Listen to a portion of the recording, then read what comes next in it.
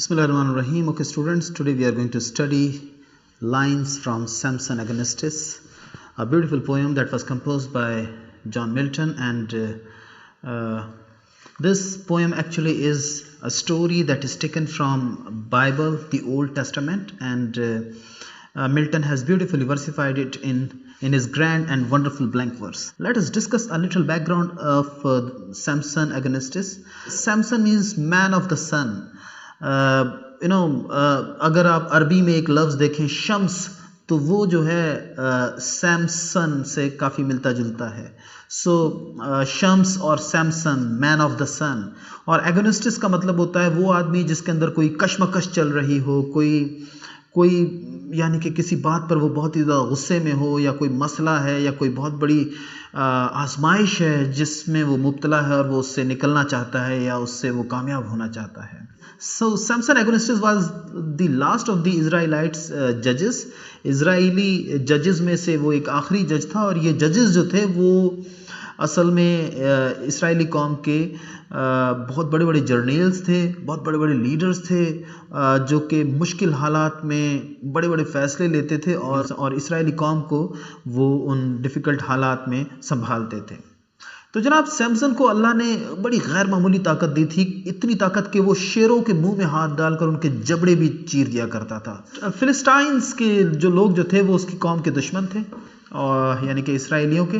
तो जब उनको पता चला कि अगर उसके लंबे लंबे बाल काट दिए जाएं तो ये उस मन्नत या कसम के खिलाफ होगा जो उसने खुदा के हुजूर खाई है, लिहाजा उसके लंबे बालों को काटने के लिए उसकी दुश्मन कौम फिलिस्टाइंस ने एक बहुत ही खूबसूरत लड़की डिलाइला को तैयार किया कि वो उसे अपनी मोहब्बत के जाल में फांस कर उसे धोखा देकर किसी तरीके से उसके बाल काट दे. और वो ऐसा करने में कामयाब हो गई और सैमसन को फिलिस्टाइंस के लोगों ने काबू करके अंधा कर दिया. अगरचे बाद में उसके बाल जो थे वो बढ़ गए और उसको वो ताकत जो है दोबारा मिल गई, लेकिन अब अंधा होने की वजह से वो अपने दुश्मनों के कंट्रोल में था और वो उससे ताकत के बड़े बड़े करतब करवाते थे इंजॉय करने के लिए, महजूज होने के लिए.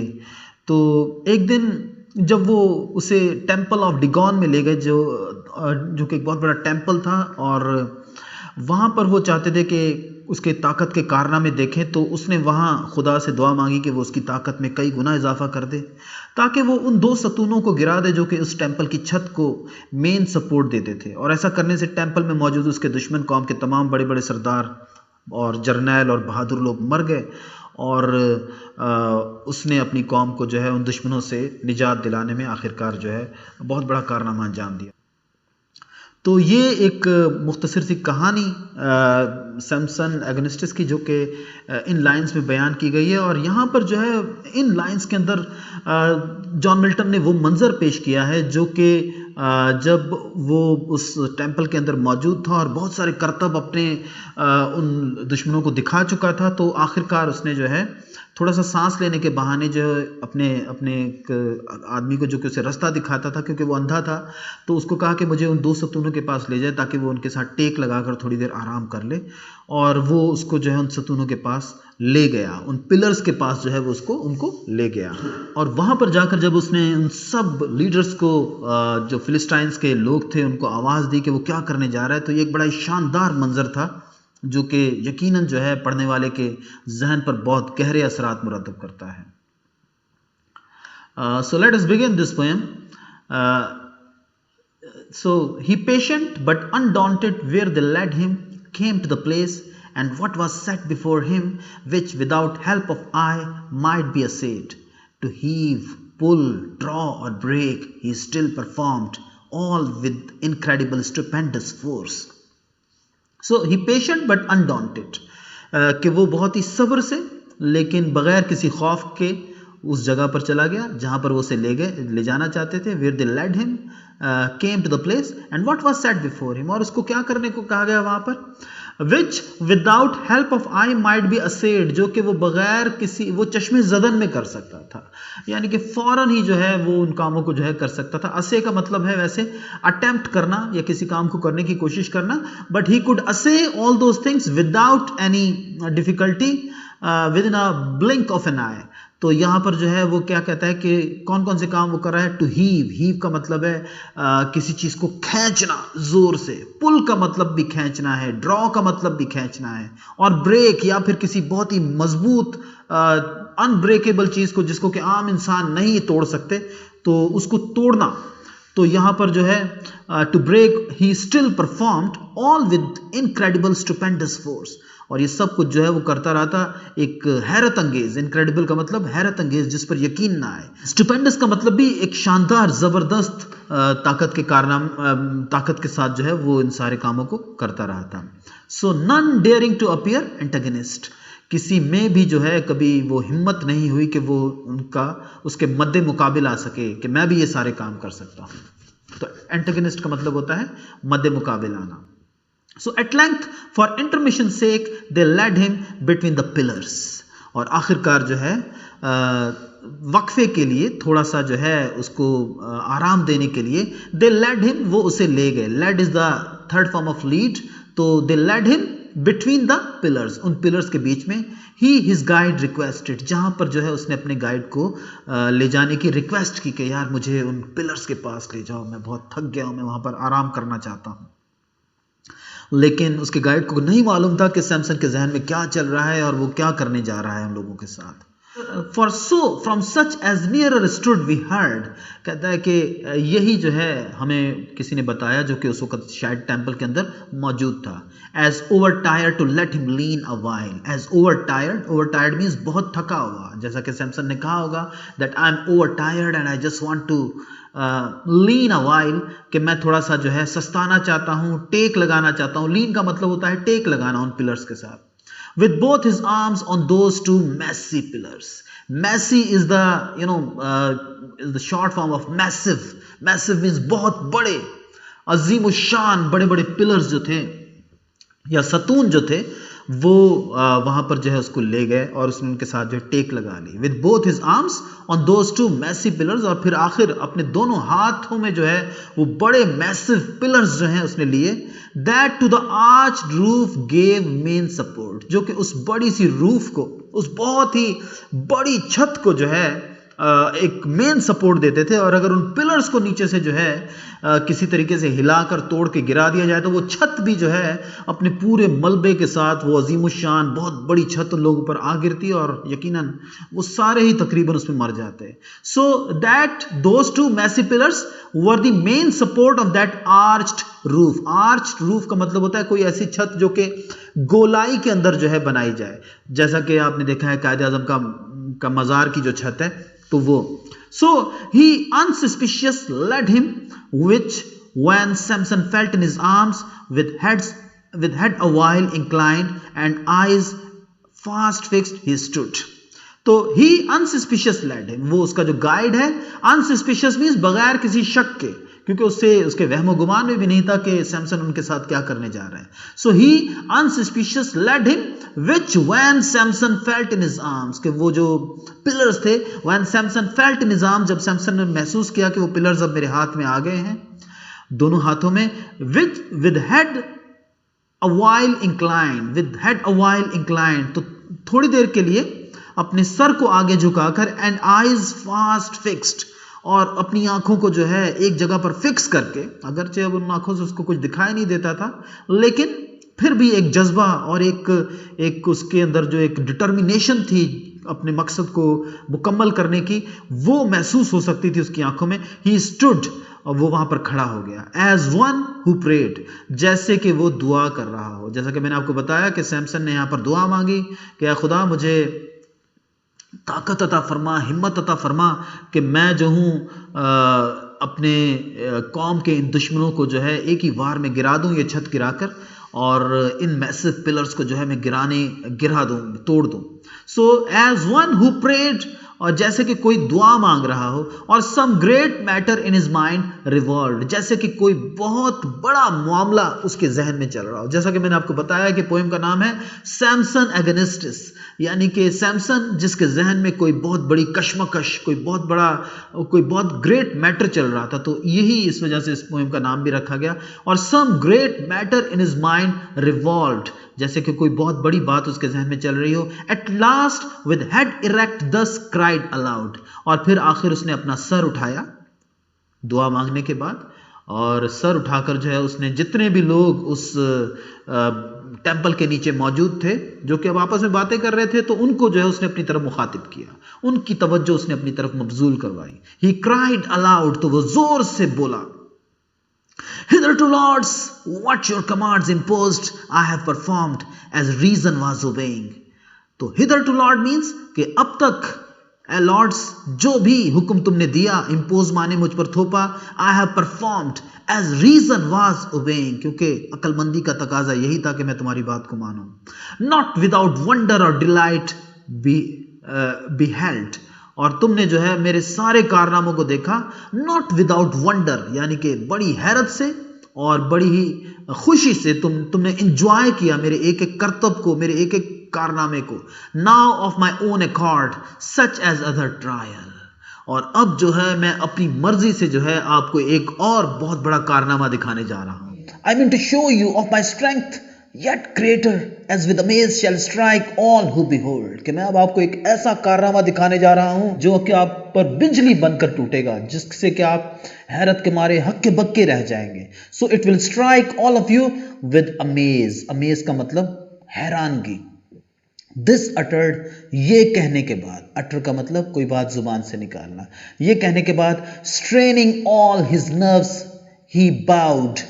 तो जैसे कि कोई वेट लिफ्टर जो है जब किसी बहुत बड़े वजन को उठाने लगता है तो पहले वो अपने आप को जो है मेंटली और फिजिकली जो है वो अपनी नर्व्स को वो स्ट्रेन करता है, यानी कि वो एक अपने आप को तैयार करता है कि मैं एक बहुत बड़ा काम करने जा रहा हूं. तो similarly straining all his nerves, अपने सारे आसाब को जो है उसने जो है स्ट्रेन कर लिया, उसने खींच लिया शिद्दत के साथ. एंड ही बाउड, और उसके बाद जो है वो झुका. As with the force of winds and water spent, ऐसा लगता था जैसे कि उसके अंदर जो है जैसे तूफानों, जैसे हवाओं के तूफान में बहुत ताकत होती है, जैसे किसी पानी के अंदर सैलाब की सूरत में बहुत ज्यादा ताकत होती है, तो वो ताकत उसके अंदर भरी हुई थी. पेंट का मतलब भरा हुआ होना. So as with the force of winds and water spent, जैसे कि हवाओं और पानियों या समुद्रों की ताकत जो थी उसके अंदर भरी हुई थी. When mountains tremble, जिससे कि बड़े बड़े पहाड़ भी जो हैं वो हिल कर रह जाते हैं. जब ये चीजें जो हैं, जब अल्लाह की ये चीजें चलना शुरू होती हैं तो इससे बड़े बड़े पहाड़ भी जो है वो कांप के रह जाते हैं. Tremble. Those two massive pillars, तो उसने उन दोनों massive pillars को with horrible convulsion to and fro, तो बड़ी ही खौफनाक जो है कन्वल्शन के साथ. कन्वल्शन का मतलब किसी चीज को हिला के रख देना, हिलाना शुरू किया उसने. He tugged, he shook, तो उसने उनको टग करना शुरू किया. टग का मतलब जैसे कि रस्सा कशी में आप रस्सी खींचते हैं, तो उसने पूरी ताकत के साथ उनको जो है टग करना शुरू किया. He shook, और उसके बाद उसने उनको हिलाना शुरू किया बड़े बड़े पिलर्स को, जिससे कि वो छत भी जो है अब वो हिलना शुरू हो गई. He shook till down they came, और आखिरकार जो है वो पिलर्स नीचे आ गिरे. And drew the whole roof after them, और उनके पीछे वो पूरी की पूरी छत भी नीचे आन गिरी. With burst of thunder, बिजली के एक कड़ाके के साथ. अब आप इमेजिन करें कि जब वो एक बहुत बड़ी छत नीचे गिरी होगी तो कितनी जबरदस्त आवाज आई होगी. सो उसको जो है वो यहाँ पर एक्सप्लेन कर रहा है कि with burst of thunder upon the heads of all who sat beneath, और वो छत उन सब के सरों पर आन गिरी. who sat beneath, जो कि नीचे बैठे हुए थे.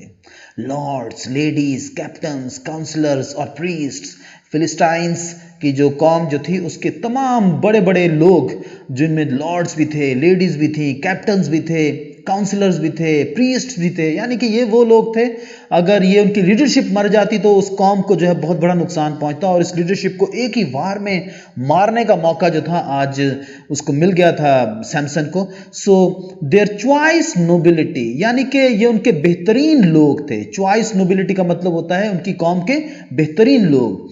फ्लावर एंड फ्लावर, यानी कि अगेन फ्लावर का मतलब भी उनकी कौम के बेहतरीन दिमाग थे ये. Not only of this but each Philistine city around, जितनी भी फिलिस्टियन सिटीज जो थी उन सब के बड़े बड़े सरदार, बड़े बड़े बहादुर जर्नल और बड़े बड़े लोग, प्रीस्ट, काउंसलर्स और अक्लमंद लोग जो थे वहां पर जमा थे. So it was a great opportunity for him to kill all of them in one blow, एक ही वार में जो उनको मारने का जो है उसको मौका मिल गया. तो their choice, nobility and flower, not only of this but each Philistine city around, met from all parts to solemnize this feast, जो कि जमा हुए थे इस मौके को इज्जत देने के लिए. फीस्ट का मतलब होता है कोई ऐसा मौका जब कोई चीज़ सेलिब्रेट की जा रही होती है. तो ये एक मौका था जबकि उन्होंने सैमसन के भी जो है करतब देखने का जो है उन्होंने एक बना लिया कि अच्छा जी आज हम इसके भी करतब देखेंगे कि अल्लाह ने इसको कितनी ताकत दी है.